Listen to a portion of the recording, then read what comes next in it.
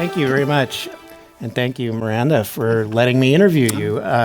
Just for some of the folks in the audience know this, but we were together at the Washington Post many years ago. I was a reporter there from 2000 to 2005, and Miranda was there for longer as an editor. Right. We were talking about it beforehand, and I don't think we ever crossed paths in terms of you editing my messy copy, but it's possible. Possible. You probably blocked it out. Well, I wanted to start with a sort of a broad look, or casting our minds to the national first, because I know that's what everybody's thinking about. We are obsessed. I will speak for myself. I am obsessed, and I think others are as well, with what's happening on the national stage. There's just this constant assault on individual liberties, on the rule of law, and I promise this is getting to the book. We, I think, have become one of the many negative effects of the Trump administration's approach is that it has caused this sort of national level obsession, which I think has a lot of people not focusing on the local unless that's their job, and that is my job. It's the job of the First Amendment Coalition to support local journalists, to support local and state transparency. But one of the things that makes local and state transparency and individual rights possible is when people are paying attention. And I think the distraction from Washington has really done damage that we don't understand now because we're not seeing it, that will only become clear later. And ironically, it is working at the local level can give you a sense of empowerment in a way that trying to do something about Trump never can. That's one of the ill effects of the Trump approach as well, is that it creates a sense of powerlessness among those who disagree with the steps that he's taking. Well, turning to Miranda's work, you ask the question and answer it. Who's watching the local governments? Who's minding the hen house there? And how do you solve problems, big problems, at the local level, which is a level where, honestly, 99% of us, that's where our rights are going to be affected. And for 99% of us, that's where we can actually do something. So you tell the story of 5 different, you call them accidental activists, which I think is a great phrase. Can you talk a little bit about what you mean by that, by accidental activists, and why you thought it important to focus on these 5 stories of individuals who made a real difference at the local level? Thanks, David. And I think I did edit your copy, but we don't. Whoops. Uh-oh. I am forgiven. Maybe I need to be forgiven. But anyway, so these stories are in different small to medium-sized communities around the country. And I will say one thing about the Bay Area, where I have been living temporarily. I think you do have a more robust local news ecosystem than a lot of parts of the country. You may not feel it. You may feel like it's still not good enough, and it probably isn't good enough. But I have to say, I think it's better than a lot of parts of the country. And the communities that I focused on, which could arguably be smaller communities in California, further from the city, are communities that are really suffering, I think, from the decline of local news and it's really created an information chasm. Nobody's watching city councils. Nobody's watching school boards, except when maybe they're banning books and it becomes sort of notable. And so I sort of got into this because when I was at the Washington Post, I was covering a community outside of the city, both as an editor and a reporter, Prince George's County, Maryland. And if you were to Google it, there were a lot of corruption stories out of there. But I was having a terrible time myself as a reporter for the Washington Post, getting information from that government. And, I was lucky. I mean, this is not today's Washington Post. This is, more than a decade ago. I was lucky we had a great in-house lawyer who's still there. I don't know how much longer. And even then I was having trouble. And, Maryland has an okay open records law. It's not great. California's is actually a little bit better. And So I began wondering, before I left the Post, if it was this hard for me, working for a major newspaper with good legal backup, what was it like if you were just a person who wanted some information from the school system and you couldn't get it, or you were trying to figure out why this pothole wasn't fixed, or why the roads were, not plowed, or, what was happening close to home, and what was it like for those people? And so I started to look around the country, and actually there are tons of examples. I mean, I happened to zero in on 5 people. Partly, reporting is, you're only as good as the people who talk to you, frankly.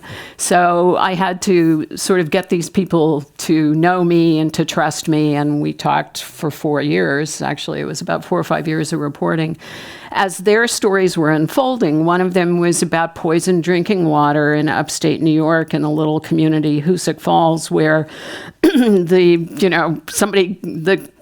hero of that story, a guy named Michael Hickey, who's very shy and hates the limelight, goes to the mayor and says, I think there are forever chemicals in our drinking water. And it had taken him a long time to figure this out. And the mayor tells him, don't tell anybody. I mean, that's, it's sort of unbelievable, but not uncommon. There's another story about toxins in firefighter turnout gear. Interestingly, San Francisco has become one of the first cities in the country to decide they're going to buy firefighter protective gear that does not have forever chemicals in it. And that's because of this woman in Massachusetts and New Hampshire, who's in my book, who undertook this whole crusade under tremendous odds. Were really against her.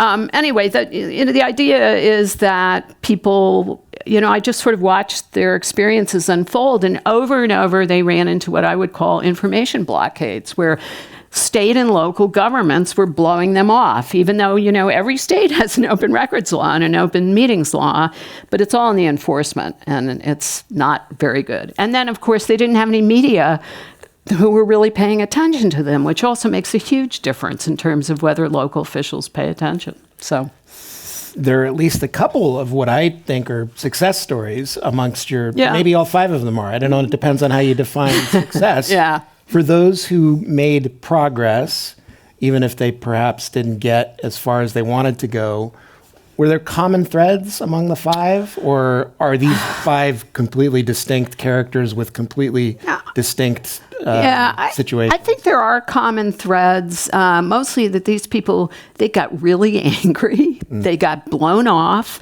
and they learned all kinds of things. They were self-taught, learned how to go about pushing on their governments. None of them had any experience before this. That was the other thing I was looking for, was just total neophytes. But, they got really annoyed and really angry. They did not like being blown off.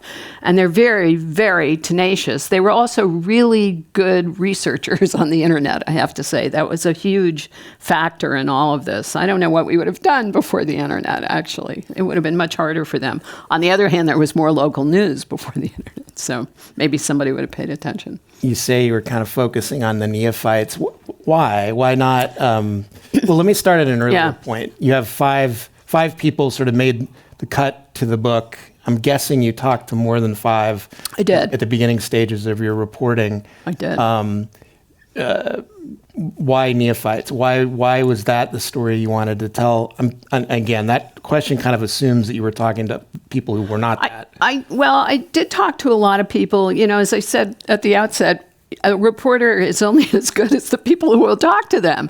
And so, these people, we hung together for a long time. And some of it was during the pandemic. So a lot of this was on the phone or video calls or whatever.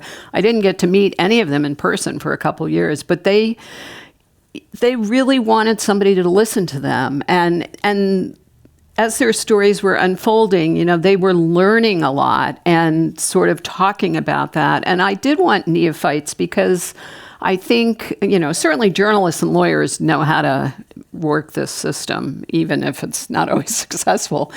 But most people do not have a lot of people don't even know there are open records laws in their state. Start with that. It's really remarkable. And when, in talking to them, they were like, oh, I didn't know. In New York, it's called FOIL, which is sort of ironic, the Freedom of Information Law, and they do foil the public a lot. But, they had no idea all the things they could have gotten, and they did get, and they learned how to do it. And I was very interested to chronicle that learning process, because I think more and more now we need people on the ground in these communities doing this work, partly because the journalists aren't there, and partly because the problems and the takeover by big corporate interests are, it's more vaster than ever before. Can you talk a little bit about why we need that? And I asked that question with the idea that this kind of transparency is really fundamental to, I believe, to democracy, and in particular local democracy. Like, I'm not as worried that there's not enough reporters looking at Donald Trump every day, right, and trying to figure out what's going on behind the scenes. Now, whether they're successful or not is a separate question, but I'm not worried about like the people power focus there. What I worry about, and what our work at FACT focuses on, are the towns and counties and places in California where we focus, but this is true across the country, where there isn't anybody focusing. Right. And so why is it important for these people to be doing this work, for them to be shedding a light? And if you could tie it back to like the role of that kind of transparency and the functioning of democracy. Yeah, I mean, I think that is essentially what it comes down to. And that, these state and local governments have a lot of money, actually. I mean, they may be underfunded, and they may think they're underfunded, and school systems are underfunded often, but there's still billions of dollars going through these city councils and school boards. And these people often, these are part-time jobs for most of them. They are not experts either. And they are relying on unelected lawyers who are advising them, staff sometimes who are advising them, people that you never get to know and who don't want to talk to you in the public. And they're actually driving a lot of the decision making. And there's just not enough accountability. So how is this money being spent? I think everybody's entitled to understand that. And if they don't like how it's being spent, they need to have access to information so that they can petition their government, First Amendment. And it's a check on how these governments are working. And in one of the stories in the book is about a poor community in Alabama that has had a failing sewer system for 40 years. And that one is not resolved. That's still going on. And, millions of dollars in federal money have flowed into this small community, paid to a contractor who has apparently screwed things up over and over, or is, pocketing the money. It's hard to tell. Even I haven't been able to figure it out. I mean, I'm very suspicious, of course. And, the community is saying, look, we spent $40 million in federal funds. Our sewer system isn't fixed. It's a community of 2,000 people. So figure out the per capita on that. It's pretty shocking.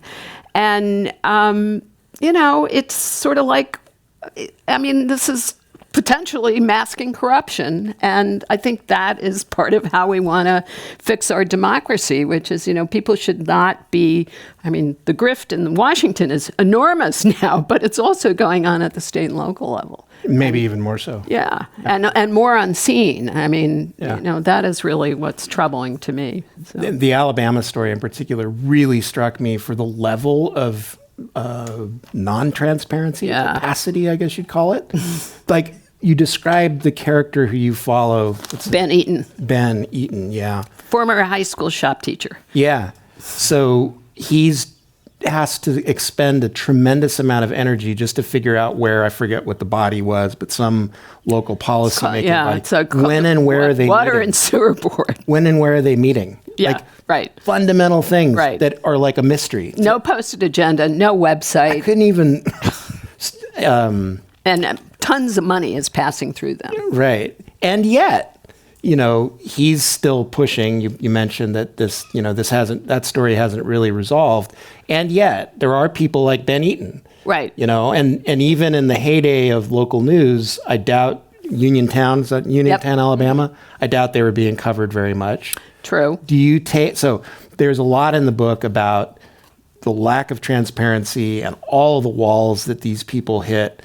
But one of the things I took away from the book is that there's still cause for some optimism in part because there are people like these five who are doing what they do, and they may not have succeeded. I guess what I'm begging for is some sense of like everything is not lost. Can you help? Yeah, right. I'll give you that.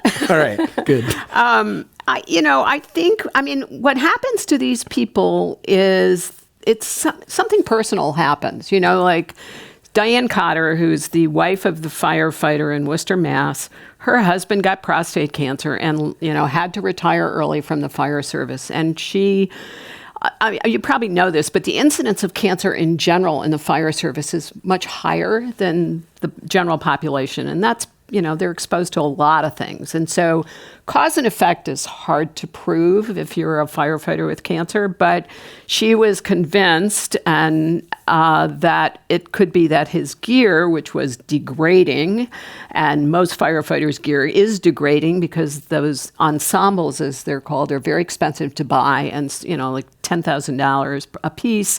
And so governments don't buy them except when they're totally worn out. And so, she has discovered that they were flaking off dangerous chemicals. Anyway, but, it was something personal with her. She had never been active in anything. She's a high school graduate. She was a hairdresser. She, became a phenomenal expert on this story. And it was personal. Michael Hickey, the guy in upstate New York, it was personal. He had a lot of friends of his, and his father had died of a weird cancer. And, he began to realize this community was probably a cancer cluster, which Andrew Cuomo's health department hadn't figured out. And, it was personal. It came from that. I don't know if people would get into this if they didn't bump into something themselves that affected their backyards, which is part of the title of the book, but that's okay. We'll take it, And it's also maybe that's something that's likely to happen the more local you get, because as I alluded to in my opening remarks, it's local government where you get actually directly affected. Right. More often. Right. I mean, certainly federal policies can affect everybody and can affect you and me directly, but at the local level, you can see it and feel it. And you might know the people involved. Right. And so maybe that's one sort of saving grace, is that when things go awry, people will see it. Now, whether they have the capacity, the ability, the resources, the time to do anything about it is a separate question. Right. And then, like in Hoosick Falls, New York, where the mayor basically told this guy to go, go away, go pound sand. Multiple times, right? They came to him and said, you need to stop telling people that they're drinking poison, basically. Right. And he was like, oh, we don't know. And, don't tell anybody. And, so it's also it's personal in that regard, too. But as you said, you're going to maybe know that your neighbor is on the school board, or it's, your part-time mayor is somebody you know. And in fact, they did know this mayor, and which made it all the more shocking, I think.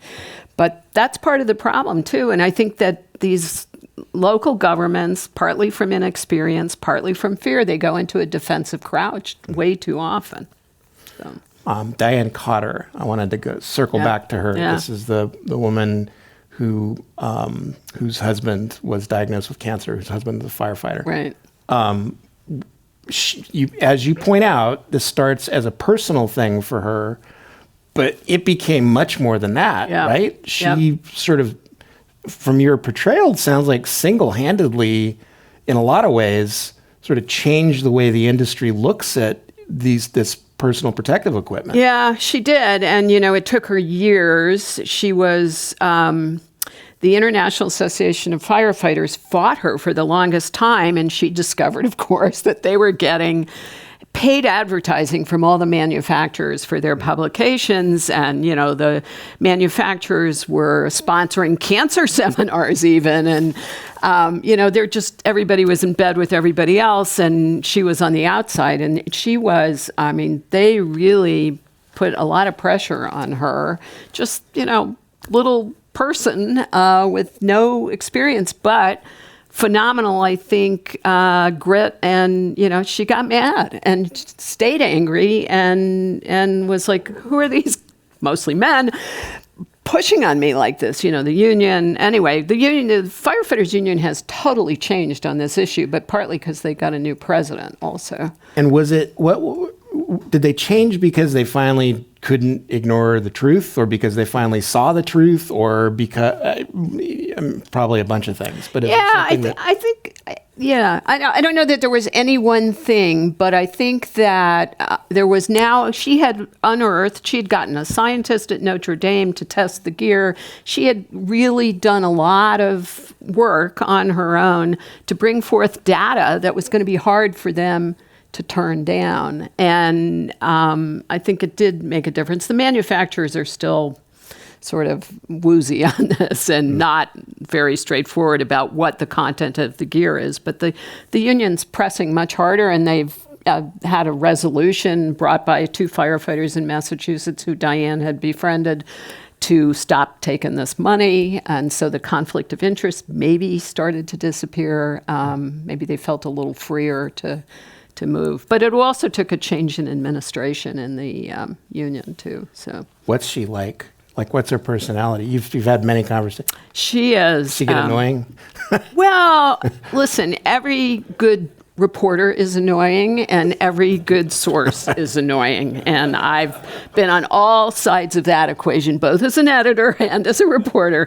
So, yeah, they're all annoying. I was never annoying, right? No, you were Prince. A prince. They were all annoying, and they should be annoying. And, sometimes, Diane she's a high school graduate. She is, not as intellectual as some of these folks.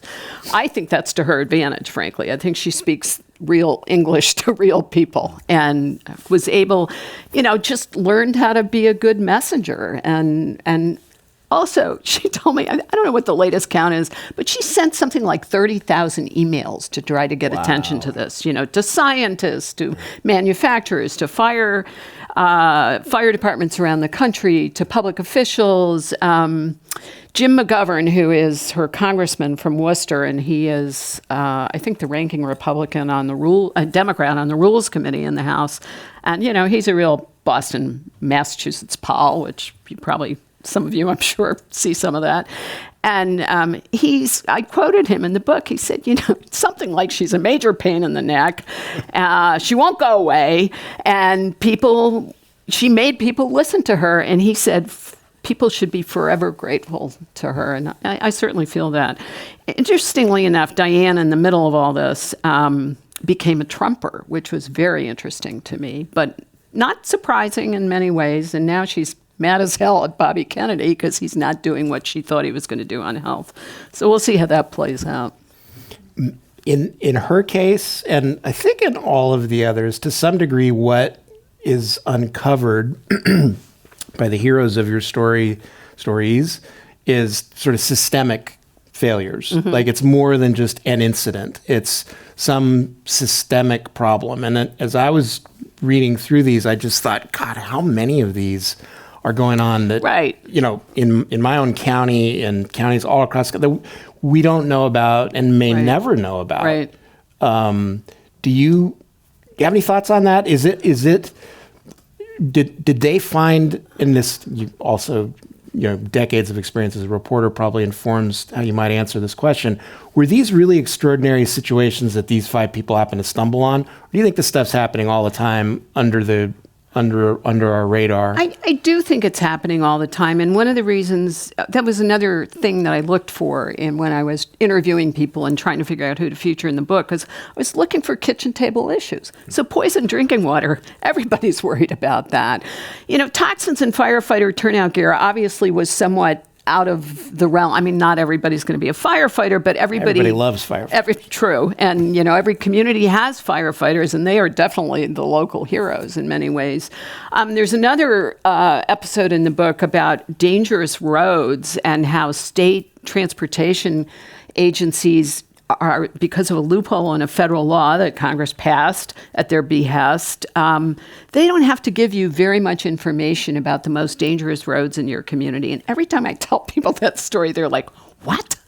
You know, so if you... Yeah, set that one up a That little, one- like the individual. It's Yeah, no, this- River Road in Yeah, it was River Montgomery Road County. and right outside of Washington, D.C., near where I live, actually, when I'm not out here. And this guy was an economist, you know, a typical Washington person, but had never really been active in his community. And he saw lots of accidents happening on this turnoff going to the high school, and you know, young drivers, 7:15 in the morning, they're operating on 4 hours of sleep or whatever teenagers do. And, you know, there were a lot of accidents. So he had pushed, and his neighborhood had pushed for a long time for a turning light, and the state kept turning them down. And so finally he asked for the documents and the studies that seemed to support the state's idea that it wasn't a dangerous intersection, and they wouldn't give it to him.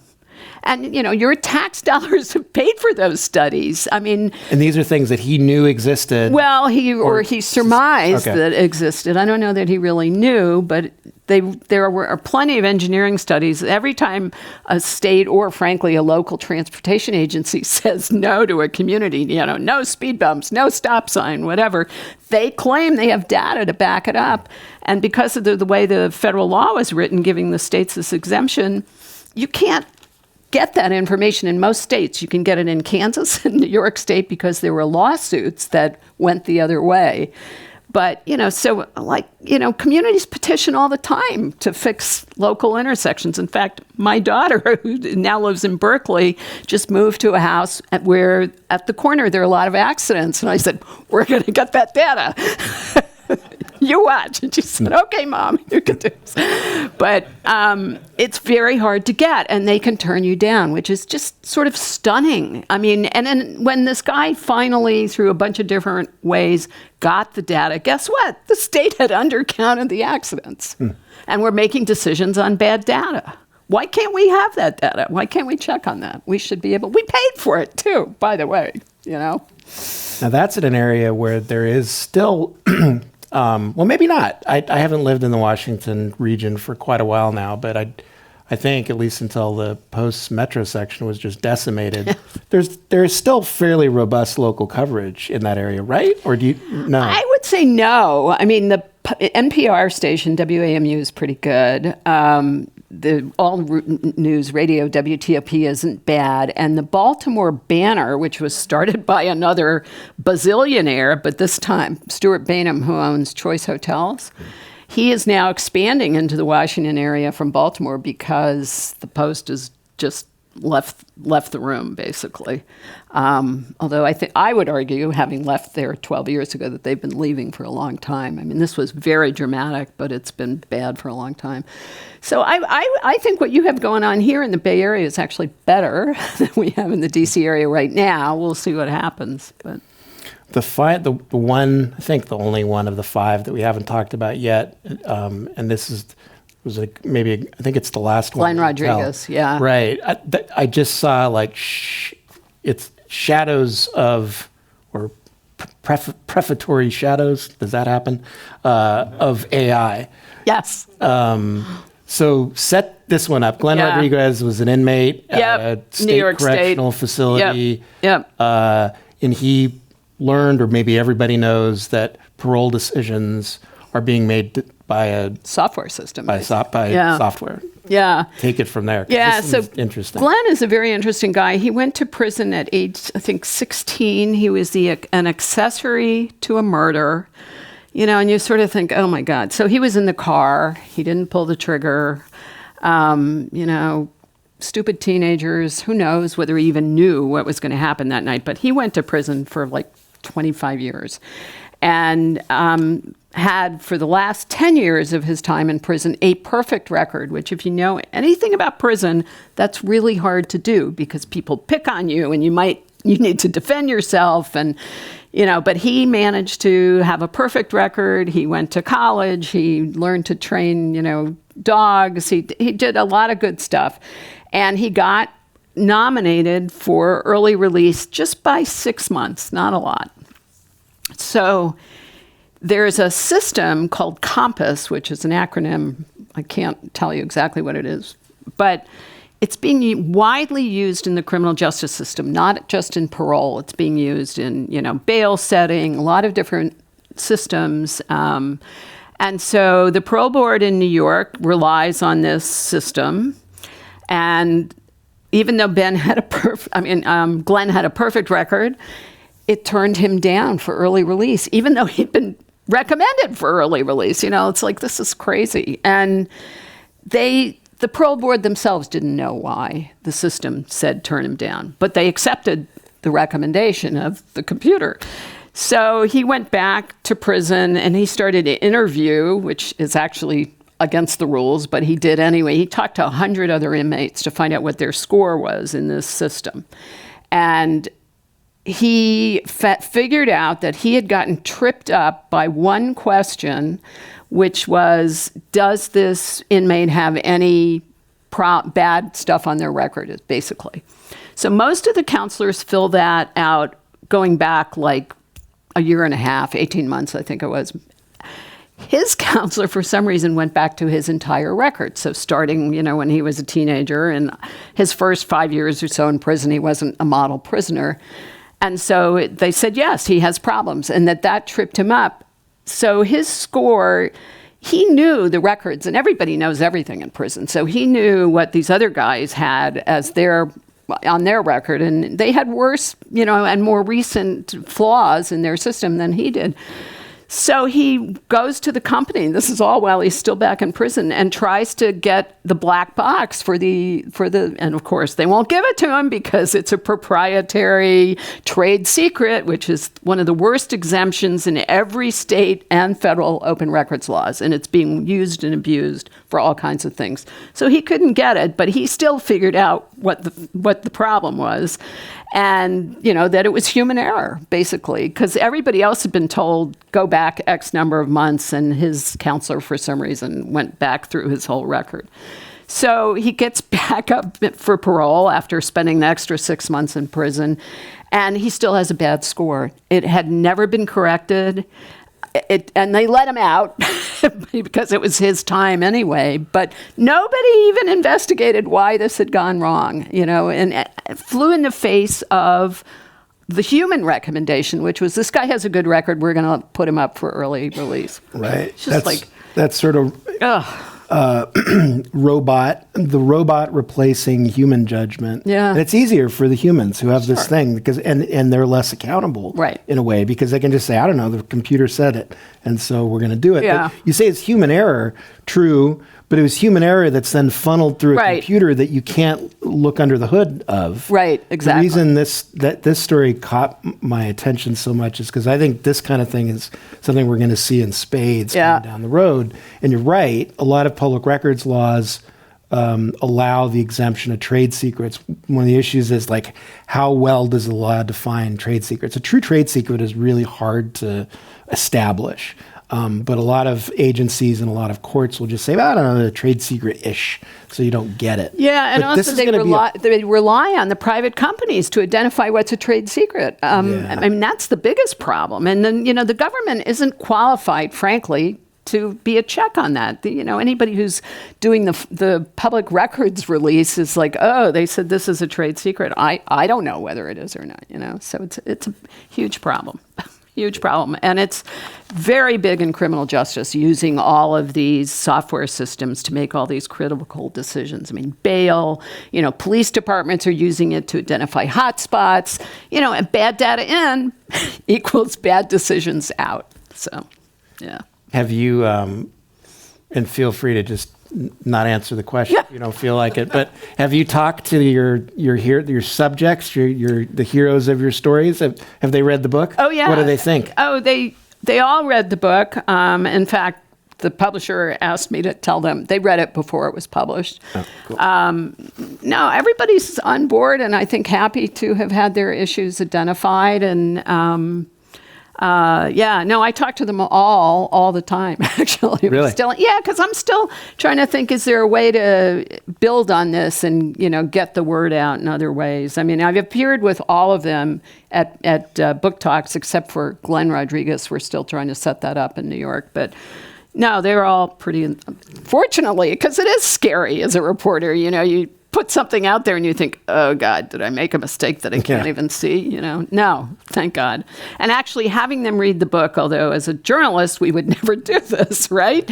But this was different. This is the publishing industry that I knew nothing about. I was actually okay with that. And Ben Eaton found I had made a couple of small, but they were errors, so we fixed them before publication. In any of these cases of the 5, did they get local coverage for any that you could tell? I realize their stories span many years, but were these things that had been covered by the local press? Well, sort of. Alabama is a, black box for journalism. I mean, I have tried since the book came out. I've given it to all these different journalists and said, look, I wrote 95% of it. You can do the next 5%. You can take it. I don't care.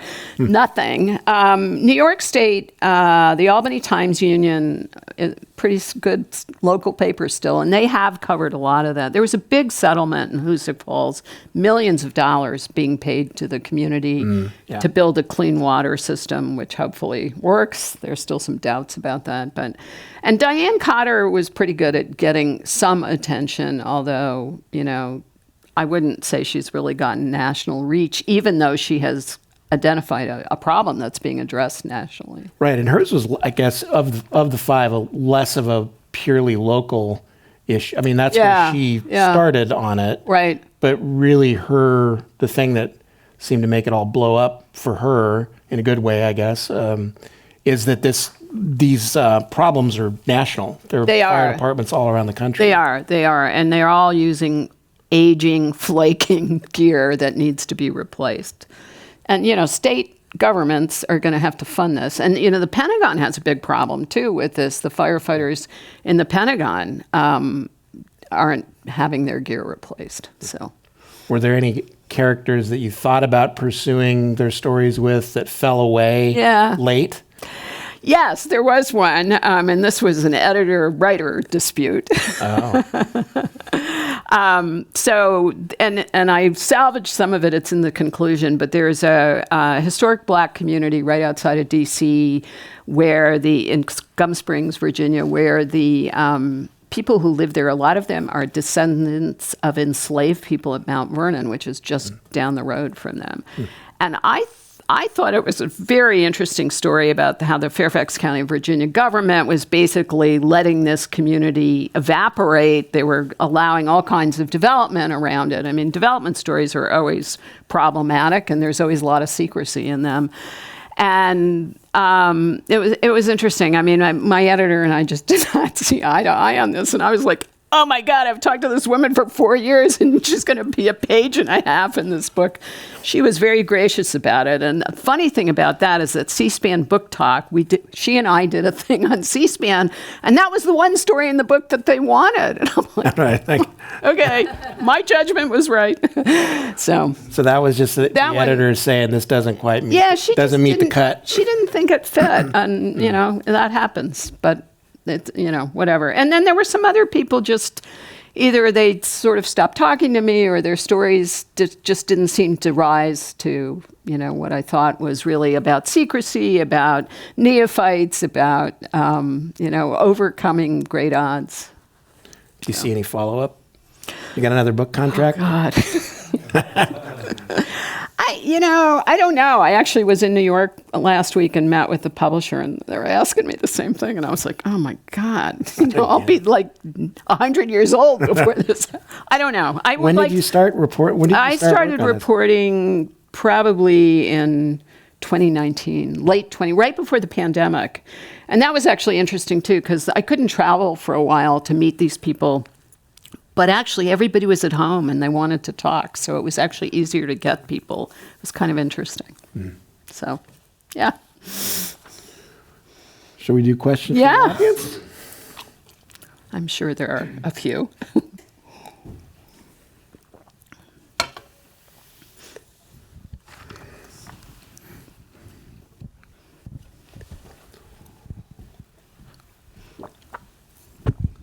Thank you for the talk and the book and the investigation. I'm curious of your opinion of the role of journalism schools in what has evolved. My perception is that a lot of them have become sort of mills for generating a certain ideological bent and an activist mindset rather than teaching true investigative journalism and critical thinking. From contacts I've had with reporters and different stories, I've seen a lot of regurgitation of press releases and things like that, which I don't consider journalism. Interesting question.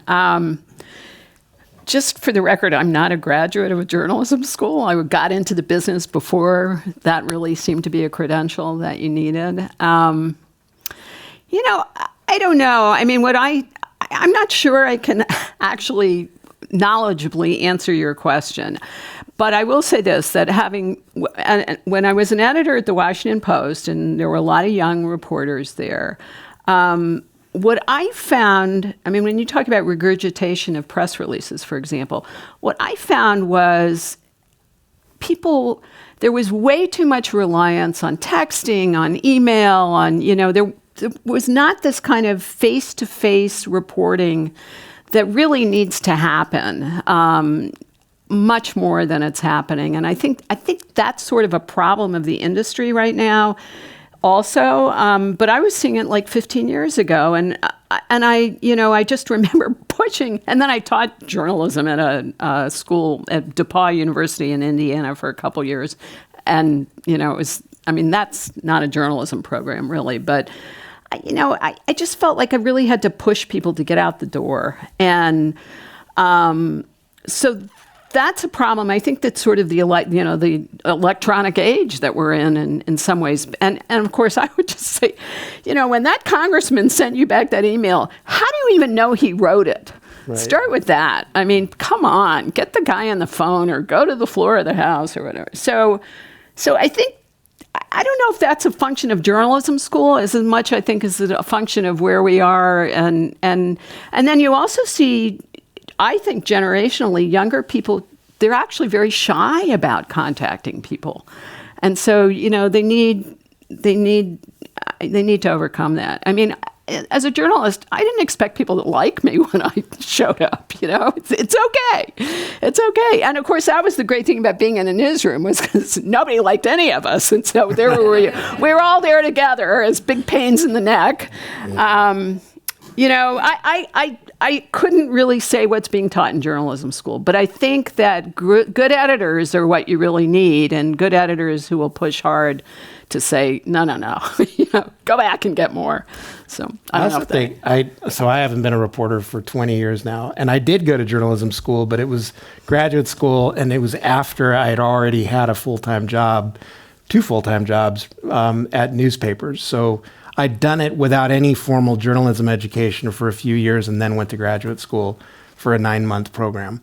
So I have a little bit of experience with journalism school, but 25 years ago.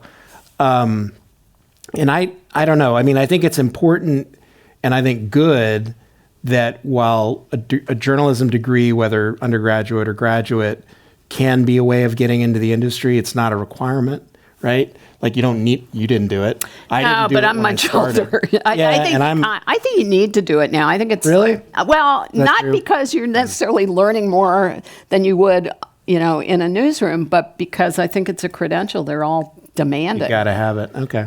I don't know. That's my impression anyway. There's some editors out there in the audience who could probably answer I this. know. So yes, journalism. I mean, what if you have clips? So that helps. I got lucky and got to do sports coverage for the afternoon paper in my hometown, Albuquerque, when I was growing up in high school. So I was getting clips in the Albuquerque Tribune. It was a Scripps paper. It no longer exists.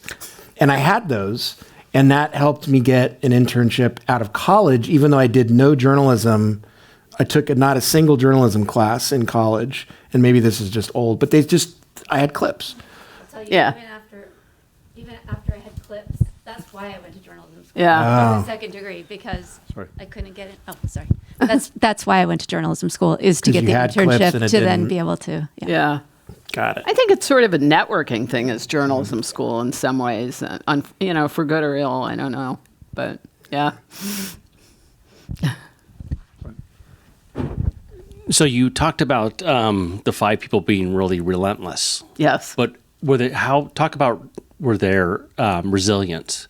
Were they up against things? Did they get death threats? I mean, if $40 million is going through a sewage system, Yeah. and it's not working, Right. how did they deal with those types of Yeah. things and keep going? Yeah.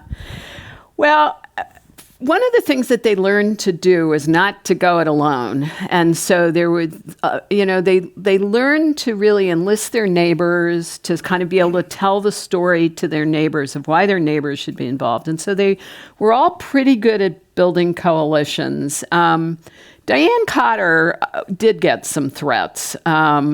She thinks probably from the manufacturers. I don't think she can prove that, but Ben Eaton in this little town in Alabama just sort of went around and kind of said to people, hey, this is a mess. Our sewer system's overflowing. We don't have to put up with this. And by the way, where'd that $30 million go? So I think that was a big factor, is that they pretty quickly realized they had to build a coalition, if you will, even if it was small scale. Michael Hickey in upstate New York, the Forever Chemicals in the drinking water, he had a really interesting experience. He is a very reserved person. And so, it was sort of hard for him to do all this networking. And then what happened to him was, when it finally came to light what was in their drinking water, which was nothing good, half the neighborhood was like the mayor, which is, oh my God, it's going to ruin our community, and we can't sell our houses, and whatever, all of which was true for a while. And then the other people gave him a hard time. They said, why didn't you tell us sooner? Yeah. And he was like, very cautious. He's an insurance underwriter. I mean, he built his case. He got the data. He got the local doctor to dig through years of files, and so he was cautious but tenacious. So at the last chapter of the book is sort of a how-to chapter, and one of the big things that I emphasize in there is building networks and then learning to tell your story, which some of them are better at than others.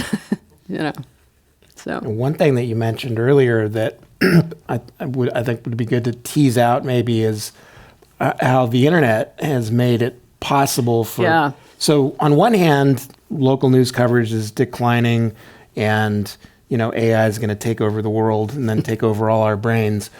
On the other hand, none of, at least with Diane Cotter, yeah, and Michael.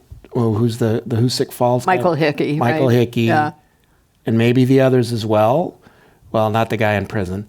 Well, maybe. They were able to collect information that 30 years ago nobody would have been able to collect. No, Right? I think that's really true. I mean, interestingly enough, and if you're under 40, you'll scoff at this, but they all used Facebook very effectively, I have to say. Diane, she got in touch with firefighters all over the country through Facebook. And then the ones who really got on her team eventually, one of the guys said to me, I think I got 200 messages from her on Facebook. And I thought, maybe I should. Annoying, see? Yeah, it's annoying. And maybe I should pay attention to her. And that is true. She also got in touch. She found this scientist at Notre Dame who tested the gear. He's a nuclear physicist. I was like, why is this happening? But he had some kind of special equipment that, and then they found just horrible levels of fluorine and other dangerous chemicals in the gear. And she would never have found him otherwise. She even did talk to Aaron Brockovich at one point, which, in one of our conversations about this last week, I said, I think Diane sounds like she needs to have a movie about it. Yeah, she would like to. She would like to. She's working on her own memoir, so we'll see what happens there. But yeah, it's funny. Who's going to play you in the movie? I don't know if I'll even be in that movie. And then Michael Hickey, it was interesting. Aaron Brockovich actually wanted to come to Hoosick Falls and meet with him. And he was like, no, I don't want to do this. I mean, just because he didn't want the attention? He did not want the attention. It was a whole different approach. But he was very effective. So in a different way. With the challenges the people in your book faced, I mean, how much do you think was malice versus incompetence versus, negligence? Great question. I have always said to reporters when I was an editor, never underestimate incompetence. You think there's a conspiracy here, forget it. 9 times out of 10, that's not true. They just don't know what they're doing, or they're scared. Or lazy. All of the above, and I mean, but I think in Alabama it's malice, and I think it's probably somebody's raking off the money. Hoosick Falls, I mean, this mayor, he's a part-time mayor. He was scared to death, He had this project called Hoosick Rising, which was, and it's a charming little town, by the way. Grandma Moses used it as a model for a lot of her paintings, and she's actually buried there. She was from an adjacent town. But, the part-time mayor, I don't know what he was paid, not a lot. And, I think he was scared. He had this project, he'd gotten state money to build up the community, and now this guy comes in and says, our water is poisoned. I'm like, oh my God. So, yeah, I mean, fear is a big thing. In some states, if you are a public records custodian and you give out information that you shouldn't give out, because, for example, personnel stuff is usually banned for disclosure, you can actually be sued, and even as a government employee. And so it depends on the state, but it can be very scary for these people. And so good colleague, friend of mine, a guy named Tom Sussman, who actually wrote the 1977 amendments to the Freedom of Information Act when he was a staffer for Teddy Kennedy. Anyway, he said the mantra is, when in doubt, don't give it out. Yeah. So yeah, that's what we find that a lot. Come fight us. Yeah, we find that a lot in our work too. It's caution. It's never attribute to malice what you can ascribe to incompetence. Yeah, totally. It's rarely an effort to withhold something because of some conspiracy going on behind the scenes. In my experience, Yeah, no, it's because it's safer to not release information. Right, That's right. often what it boils down to. Right. That's really true. Great question. Well, you were talking earlier about the educational system for journalists now and everything, and you mentioned clips. Maybe what we should do is get a clip of the video here, you saying that journalists have to be annoying. Because you said they're too shy, maybe if they have to learn to be annoying, that should be the first thing that they watch when they go to school. Yeah. Happy to distribute that. Learn to be annoying. Yeah, it could go viral. Right. I was very, very shy when I was young, and being a reporter opened the world to me. Like having this little thing in my hand meant I could go up and ask people questions and be annoying. I could not have done that without the notebook being there. Made all the difference in my life. I think that's a common experience, actually, that if you go into a newsroom, you're going to find a lot of really shy people. I'm like, I was not that, but I remember seeing that, and just kind of just pushing people. And it said, what's the worst thing they're going to do? They're going to hang up on you. They're going to say no. That's about it. So what? Yeah. Another topic that you brought up was AI and the future of AI on this influence. So one of the things that you do see a lot is that there's a base article that then is copied. And 10, 15 different news sites have it. And 5 of their 6 paragraphs are almost identical. And especially this is true when the news is an hour old. Yeah. And then so AI is producing all that. So what do you think about that? Because that news is being put out, and so whatever the source is that goes out first is the one that gets copied by everybody else. Mm-hmm. First of all, what do the newspapers think about that? Because all their work is being used, and second, what does that say about what we're going to learn about things? Yeah. Well, the newspapers don't like that. There are a lot of lawsuits right now about appropriation of their work, and also authors, or there's a lot of legal fighting going on about that. I think you're raising a really interesting and scary kind of issue, because what becomes the story may not be right off the bat. And so and there's a lot of pressure in these news organizations to be first still, and sometimes being accurate is better. But they're all counting on clicks and all this stuff. So I think it's very problematic. And of course, I am a big proponent of great editors and great copy editors, which is a dying profession too. And without those people backstopping, what's going out the door, I think we're in a scary place, to be honest with you. I don't know. What do you think? Yeah, and then you have the compounding problem of government agencies that are actively disseminating falsehoods or just things that they wish were true, even though they know aren't. Right. I mean, government agencies have always lied and dissembled and spun, but there's a different level of it. And I think in part that's because they have the support of a media ecosystem that cares less about whether things are correct or even whether they're first. Yeah. It's like, how angry is this going to make my audience? The angrier, the better. I think that's sometimes the barometer. Well, and then the other kind of, to me, very scary thing is government agencies that will not answer a phone call, and they just put stuff out on X, and they say, refer you to their statement on X. And I'm like, wait a minute, I got 5 questions, Is there going to be a human being who's going to answer this? And I mean, the Trump administration is expert at this right now, I would say, really using all those channels to say whatever they want. And I think we know what we think about that. So, Well, as reporters, what you think about that, we won't require you to say. But the culture has been shifted maybe 10, 15 years already. And so there's a whole generation, if you count them, started in high school, that this is all they've seen, right? Right. And the thing that I found most interesting, it was about 10 years ago or so. There was an article in the LA Times, I think, and it was by one of their reporters.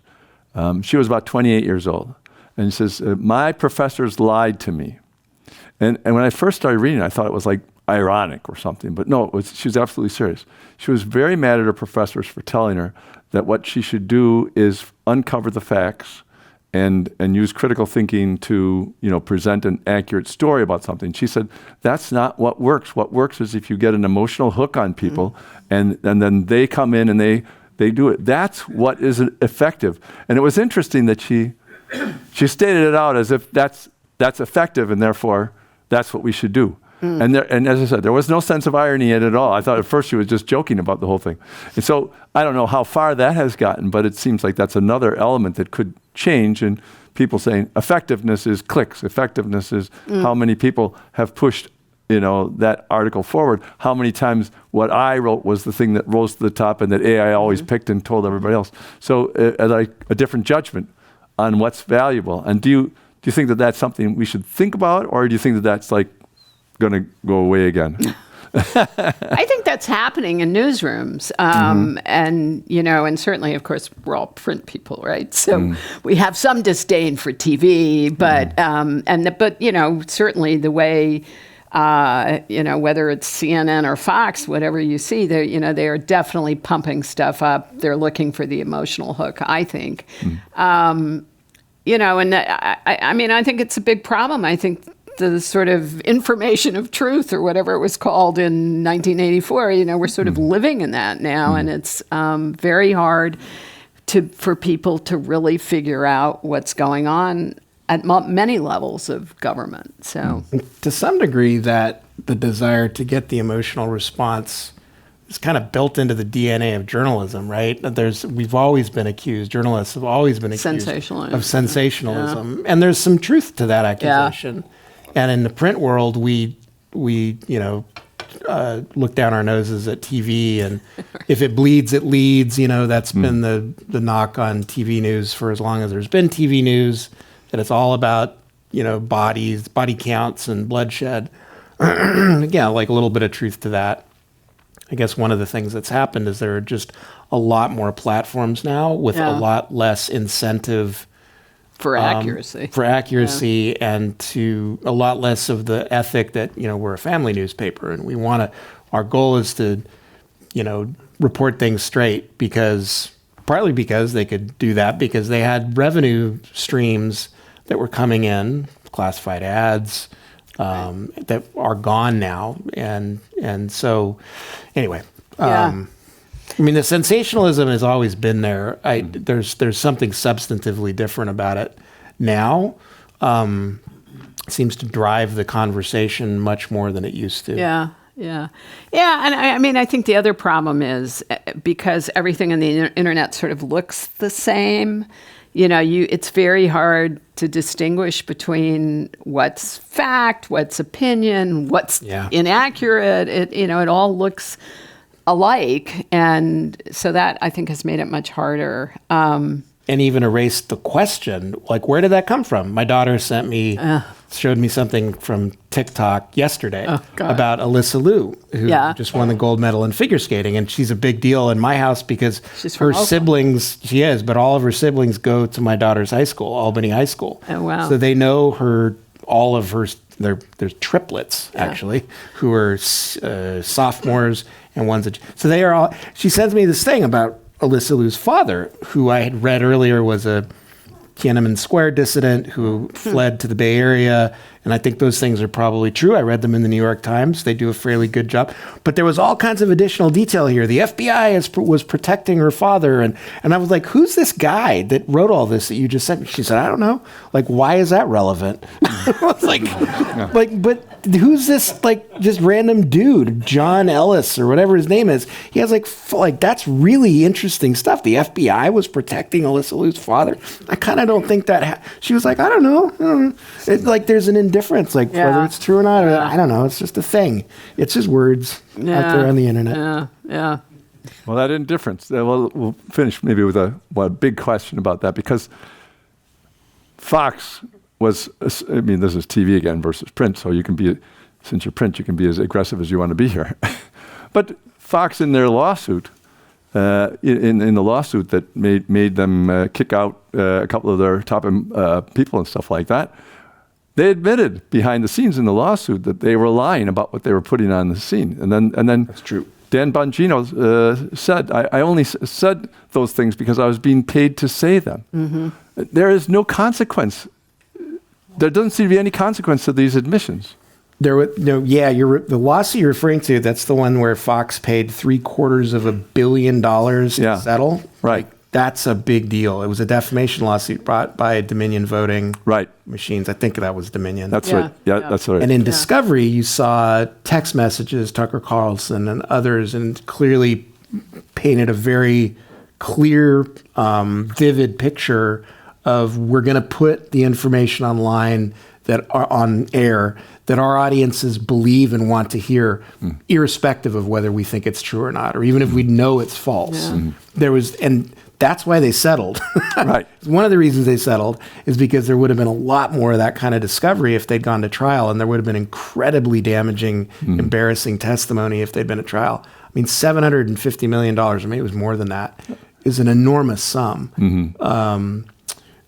Anyway, just to support your point, there is a lot less interest in telling, in adhering to objectivity, which has always perhaps been an illusion or a fiction. But I good thing to aspire to. I agree. I'm a fan of trying to do it. Yeah. And I think there does seem to be less of that these days. But I think that honestly though, I think that doing that right sells better in the end. I think it's a better product. And I think maybe I'm... Yeah, I mean, I would have to say, I know everybody says the games are supporting the news at the New York Times, but I think the Times still has a lot of credibility, and it's because they really do. I think their fact-checking is pretty robust. And again, though, to some degree, the game's supporting like it used to be the ads, the comics and the ads in the Sunday and the sports section. And hey, that's real journalism. That's where I started. But like the movie listings, the weather, all the things. Yeah, with horoscope. That's like, seriously, I remember I'd ask my parents' friends, did you see my article in the sports page of the Tribune? And I don't read the sports page. I pick up the Tribune on Saturdays or Sundays for the coupons. Fair enough. Whatever. That's the value proposition. Yeah. Well, that's a great way to end, because what you're saying is that journalism should aspire to objectivity and be as annoying as possible. I like that message. Well summarized. Okay. Well, thank you very much. That was a great talk. And so ends another event at the Commonwealth Club and its 124th year of enlightened goodness. discussion. Wow. Thank you very much for joining us. Yeah, thanks.